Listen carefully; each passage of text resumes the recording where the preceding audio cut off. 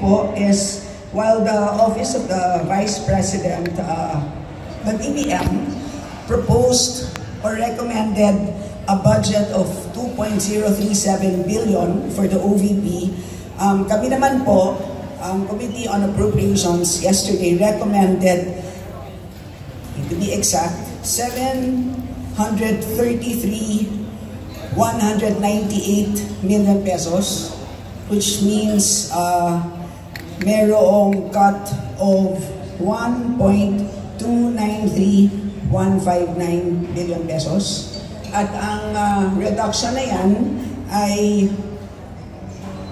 inilipat po sa dalawang ahensya, and as I had mentioned earlier,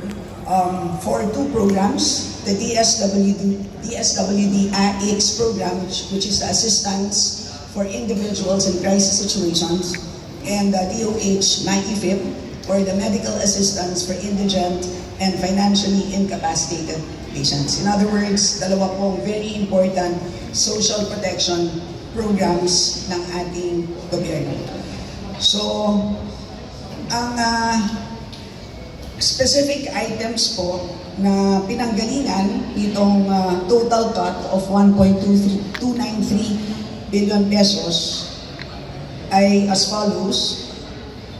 financial assistance, professional services, utility expenses, supplies and materials, as well as lease expenses. And ang dahilan po kung bakit ang items na ito ang naapektuhan,